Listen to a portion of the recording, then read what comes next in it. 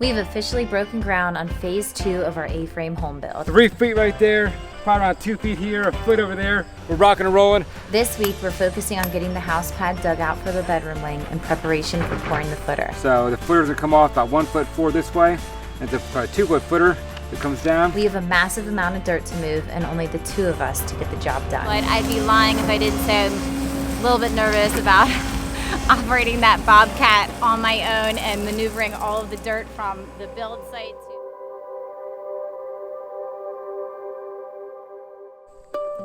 Today we're digging out the house pad for the bedroom wing, and as you guys know, the house is built on kind of a slope. So our house comes off like this, and we did that when we did got sonotubes, and we didn't have to do much grading. But now since we're building at the back of the house, the dirt's right here. We can't build the back like this because part of the house would be in the dirt. So we gotta take all this extra dirt and take it out of here. So the elevation we're gonna go off of is gonna be over there next to the house. So we're gonna have a small crawl space. So the first thing we're gonna do is take a piece of rebar, bang a piece of rebar into the ground. That's gonna be our point of elevation. The next thing we're gonna do, we'll go through and shoot the grade and pretty much mark down on the ground how much dirt needs to be removed in that location. Perfect.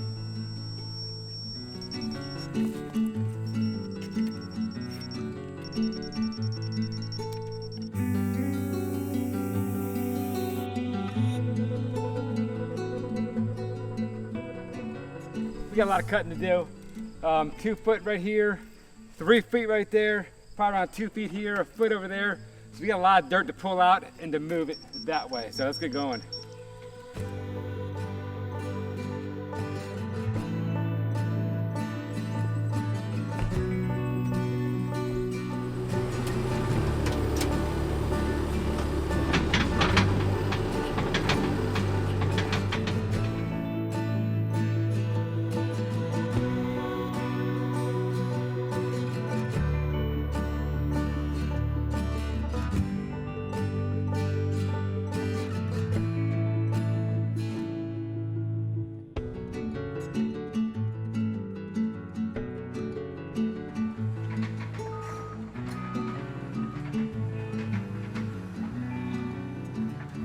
Oh.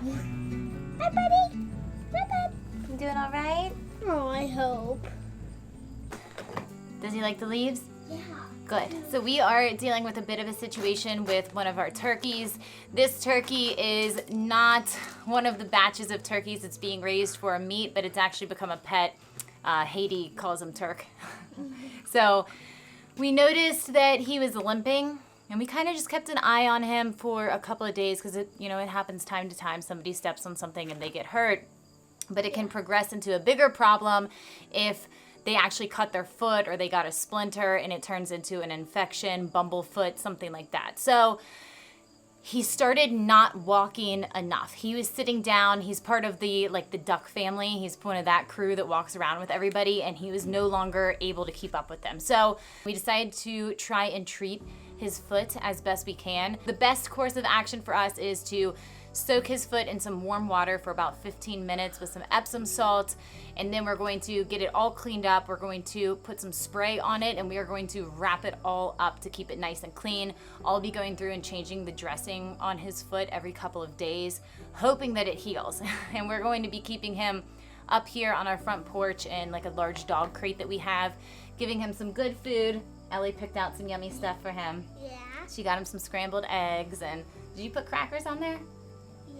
Yeah. Yes. So he's going to be eating well. He is eating and drinking, and at this point we just, fingers crossed that his foot heals and he can get back out there. Yeah, I hope he has a good night's sleep. Here, buddy. Here.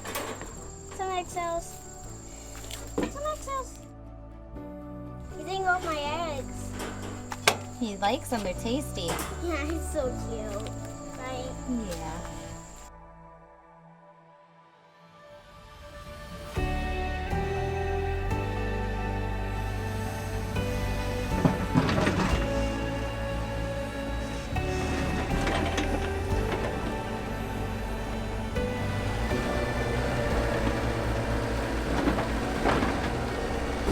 That laser on there, girl, see where we're at. Probably went a little too low, but doesn't matter. That's good, girl. Mark for the next. little low, that's fine.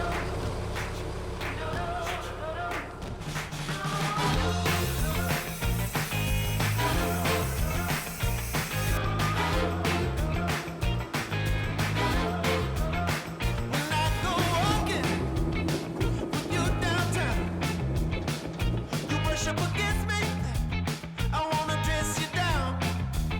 Oh, I get that feeling. Yeah, you give it to me. I get that feeling, and you know what that means. When I'm driving and you're leaning close, I just can't keep my eyes on the road. Well, I get that feeling. Yeah, you give it to me. Oh, I get that feeling, and you know what that means. As Josh works on getting everything dug out, I'm going to hop in the holes occasionally and check grades so that he knows where we're good at, where we need to dig more out, and then I'm gonna go ahead and mark it so that we can move down the line and get everything dug out. As we're going through this process, we're seeing how much dirt we're pulling out, and I guess we're kind of trying to figure out whether we want to pull it all out and put it to the side and deal with it later, or if we want him to be digging it out and me to be moving it with the Bobcat as we go along. It's probably going to be more efficient doing it that way, but I'd be lying if I didn't say I'm a little bit nervous about operating that Bobcat on my own and maneuvering all of the dirt from the build site to wherever else we're going to put it at. Do you think you can take care of that? I don't know. You're going to have to show me what to do. It's not hard, it's very easy. I'm just nervous for you. I'm nervous for me too.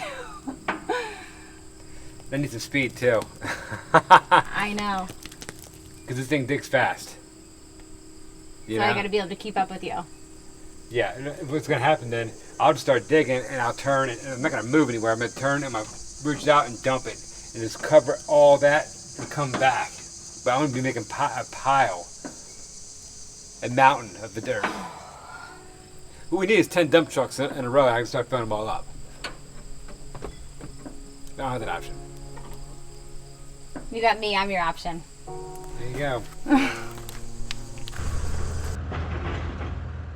Good money management has always been a priority for us. It's what has allowed us to save and meet our financial goals to do things like build our own home and invest in other properties. Rocket Money is an all-in-one personal finance platform that has helped us save more and spend less, and they're also the sponsor of today's video. We all know that budgeting is a huge part of financial success. We also know it can be a real struggle. But with Rocket Money, we can set budgets that automatically monitor our spending by category, and we can also visualize our earn to spend ratio based on the month, quarter, or year. But best of all, we can get notifications when we exceed those spending budgets.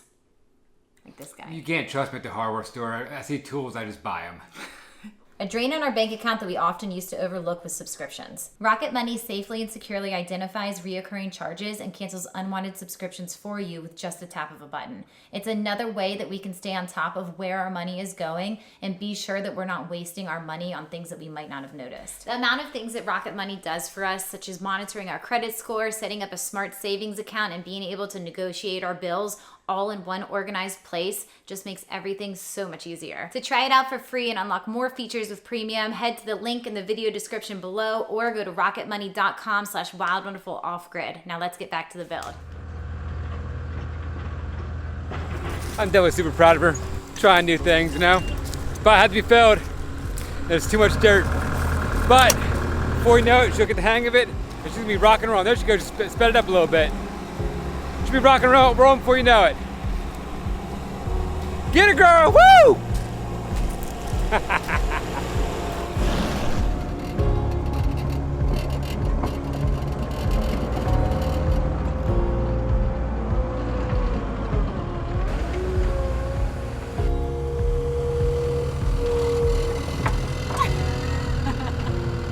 I don't got all year, okay? I gotta get used to it first, Josh. We need to, let's turn the throttle all the way up. All right. Get back, all the way forward. As you go in there, put the bucket down, you have it skim the dirt on the ground, then ram it right into the side of the dirt. You'll get a big old scoop, you pull that thing back, and you pull it back, and then shake it a little bit, backflip, do a 360, you go that way, dump it, come back to the same thing. The frog has to be turned all the way up to the top though, do that.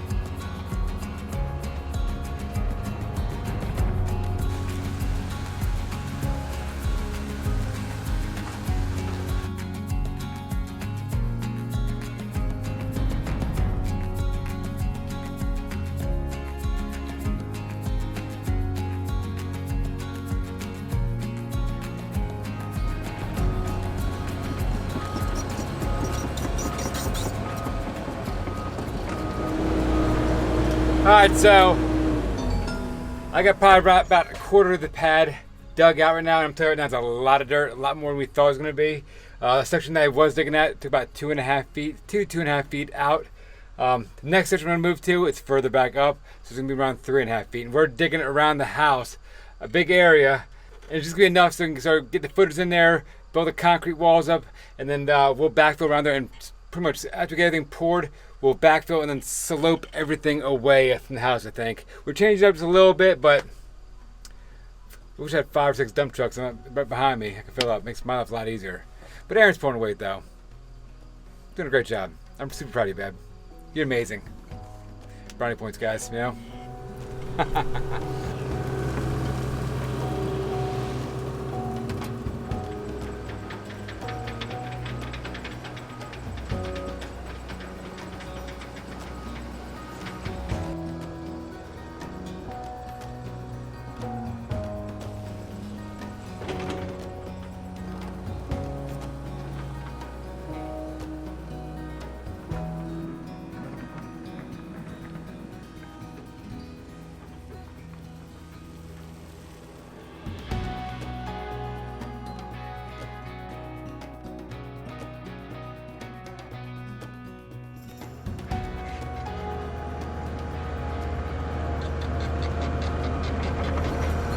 It took me a little while to get used to everything, but I'm finally feeling like I'm comfortable with what I'm doing, and I've gotten more fluent in the controls.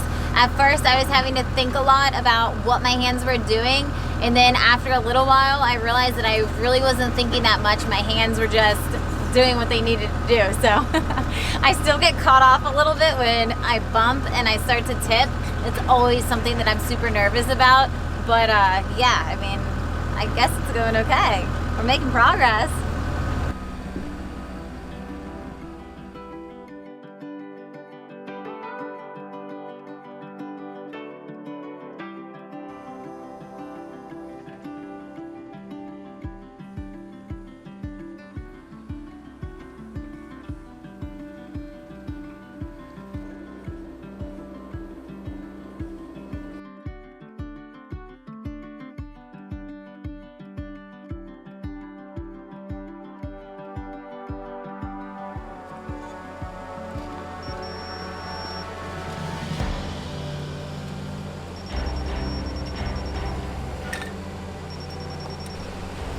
Going through marking everything, all the pink marks are grade. So we're a little bit low or pretty close.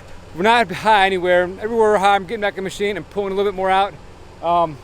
It's all shale, so it's kind of part in clumps. It's not good soil here. It's all shale, like I said.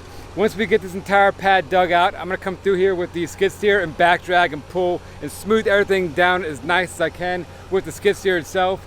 And once that's done, we'll get the small excavator in here and we're gonna dig all of our footers in. So we're rocking and rolling. I'm getting further along. I gotta pretty much put my drawing out and see exactly where I'm gonna be at off the side of the house. I think I'm probably far enough back. We'll see. But I'm gonna go up front now and start taking the rest of this stuff out and pulling everything out. It's a lot of dirt, guys. I said it again. It's a lot of dirt. But one thing I am proud of, though, is Erin. She's crushing it. So when you first operate that thing, you have obviously two hands, forward, back, left and right, and yet your one hand raises the bucket up and down, and left and right tilts it. So her getting there and not doing it before, she struggled a little bit, but like I said, it's all muscle memory. So you get on for a few minutes, you get the hang of it, and she got the hang of it pretty quickly, so she's doing fantastic. Super proud of her.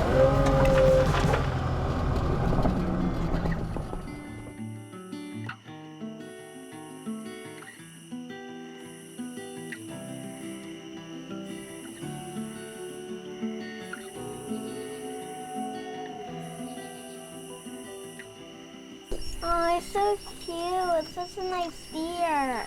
He's not even afraid of us. Yeah, he's so cute.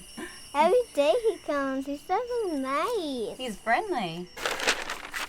So this is the back of the house right there. That's the deck portion. That's the back wall. So the footers will come off about 1 foot forward this way. And it's a 2 foot footer that comes down about 20 feet off the house this way. About 10 feet off the house this way. This entire footer right there is for the safe room. That entire thing is going to be built out of concrete from the ground up. So where the house is going to sit at, I got roughly about 4 to 5 feet off the footer of open space that I cut out. So when we pour the footer itself, we can easily go through there, form the walls up, and pour those in concrete too. And then we can waterproof the side of the footer wall. So we actually dug everything out kind of like that. So it gives some extra working space around the footer itself when we start doing the walls.